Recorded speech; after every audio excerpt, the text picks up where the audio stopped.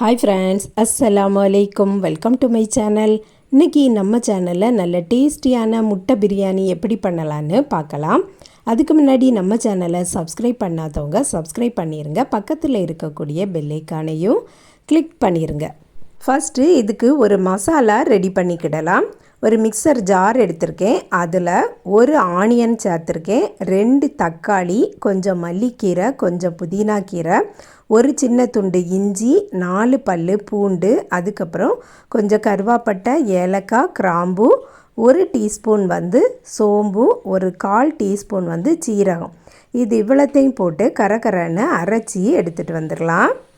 எந்த பாத்திரத்தில் பிரியாணி பண்ண போகிறோமோ அந்த பாத்திரத்தை அடுப்பில் வச்சுட்டு அதில் தேங்காய் எண்ணெய் சேர்த்துருக்கேன். அதுக்கப்புறம் தாளிக்கிறதுக்கு கொஞ்சம் பிரிஞ்சி இலை, கொஞ்சம் சோம்பு, பட்டை, கிராம்பு, ஏலக்காய், இது இவ்வளோத்தையும் போட்டு தாளிச்சிடலாம். 2-3 பச்சை மிளகாவையும் கீறி சேர்த்துடலாம். அதுக்கப்புறம் அரைச்சி வச்ச விழுதையும் சேர்த்துடலாம். இந்த அரைச்ச விழுதுலையே இஞ்சி, பூண்டு எல்லாமே நம்ம சேர்த்தாச்சு. அதனால் எக்ஸ்ட்ரா போட வேண்டியது தேவையில்லை. இப்படி அரைச்சி வதக்கும்போது நல்ல ஒரு ஃப்ளேவராட்டி இருக்கும். நல்லா வதங்கினதுக்கு அப்புறமா 1 டீஸ்பூன் பிரியாணி மசாலா இல்லைன்னா கரம் மசாலா சேர்த்துக்கிடலாம். ஊற்றின எண்ணெயெல்லாம் பிரிஞ்சு நல்லா வதங்கியாச்சு. இனி நான் 2-3 பெரிய வெங்காயம் ஸ்லைஸாக கட் பண்ணி வச்சுருக்கேன், அதையும் சேர்த்துடலாம். பெரிய வெங்காயத்தை சேர்த்துட்டு நல்லா வதக்கிடலாம். அதுக்கப்புறம் 1 டீஸ்பூன் கல் உப்பும் சேர்த்துருக்கேன். இந்த அளவுக்கு நல்லா வதங்கினதுக்கு அப்புறமா கறி மசாலா நான் சேர்த்துருக்கேன். நான் கொஞ்சம்தான் பிரியாணி வைக்க போகிறேன், அதனால் 1 டீஸ்பூன் சேர்த்துருக்கேன். நீங்கள் கொஞ்சம் அதிகமாக வைக்க போகிறீங்கன்னா 2 டீஸ்பூன் கறி மசாலா சேர்த்துக்கிடலாம். அதுக்கப்புறம் பார்த்திங்கன்னா ஒரு பவுல் நிறைய என்கிட்ட சிக்கன் கிரேவி இருந்தது, அதையும் நான் சேர்த்துருக்கேன். இந்த சிக்கன் கிரேவியை போட்டு இந்த பிரியாணி வைக்கிறதுனால நல்ல ஒரு டேஸ்டியாட்டு இருக்கும். அதே மாதிரி முட்டை பிரியாணி வைக்கிறதா இருந்தால் பிரியாணி அரிசியில் வச்சாதான் ரொம்பவுமே டேஸ்டியாக இருக்கும். நான் பிரியாணி அரிசியை எடுத்து 1/2 hour ஊற வச்சுட்டு அதை வேக வச்சு வச்சுருக்கேன். அதாவது பாதி வேக்காடு வேக வச்சு வச்சுருக்கேன். அதுலேயும் நான் ரம்பை இலை, புதினா, மல்லிக்கீரை எல்லாமே போட்டிருக்கேன். கொஞ்சம் கலருக்கு மஞ்சள் தூளும் சேர்த்துக்கிடலாம். கிரேவி எல்லாம் சேர்ந்து எண்ணெய் பிரிஞ்சு வரட்டும், அது வரைக்கும் கிடக்கட்டும்.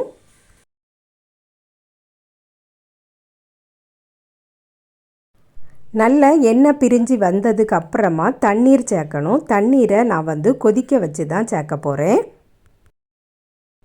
எவ்வளவு அரிசி எடுத்திருக்கோமோ அதுக்கு பாதி அளவு தண்ணீர் சேர்த்தா போதும். ஏன்னா நம்ம அரிசியை பாதி வேக்காடு வேக வச்சு தான் எடுத்திருக்கோம், அதனால தான் நான் பாதி அளவு தண்ணீர் சேர்த்துருக்கேன். தண்ணீர் சேர்த்ததுக்கப்புறமா உப்பு செக் பண்ணிக்கிடுங்க. எண்ணெயெல்லாம் நல்லா பிரிஞ்சு வந்தாச்சு. இனி பாதி வேக வச்ச ரைஸை சேர்த்துக்கிடலாம். நல்லா மிக்ஸ் பண்ணி கொடுத்துக்கிடலாம். எவ்வளவு முட்டை வேணுமோ முட்டையையும் வேக வச்சு எடுத்து வச்சுக்கிடணும்.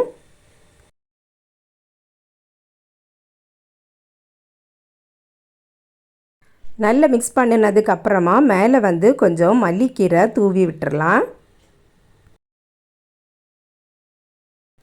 வேக வச்சு வச்சுருக்கக்கூடிய முட்டையையும் வச்சிடலாம். மேலே கொஞ்சம் ஒரு 1/2 டீஸ்பூன் போல் பிரியாணி மசாலா சேர்த்துடலாம். அதுக்கப்புறம் கொஞ்சம் நெய்யையும் ஊற்றி விட்டுறலாம். நெய் ஊற்றினதுக்கப்புறமா ஒரு லிட்டை போட்டு மூடிட்டு ஒரு 20 நிமிஷம் அப்படியே வச்சிடலாம். கீழே ஒரு தோசை தவா வச்சுக்கிடணும். சும்மா நம்ம தம் போடக்கூடாது, இப்படி போட்டு தான் நம்ம தம் போடணும். ஒரு 20 நிமிஷம் அப்படியே வச்சிட்டாலே போதும், சூப்பராக குக் ஆயிரும். மேலே வச்சுருக்கக்கூடிய இந்த முட்டையெல்லாம் எடுத்துட்டு நல்லா மிக்ஸ் பண்ணிக்கிடலாம். நான் சொன்னது மாதிரி தண்ணீர்லாம் வச்சிங்கன்னா கரெக்டாக குக் ஆகிருக்கும். நம்ம சேனலில் ஏற்கனவேயும் பிரியாணி ரெசிபீஸ் போட்டிருக்கோம். பார்க்காதவங்களுக்கு ப்ளேலிஸ்ட்டில் இருக்கும், செக் பண்ணி பாருங்கள்.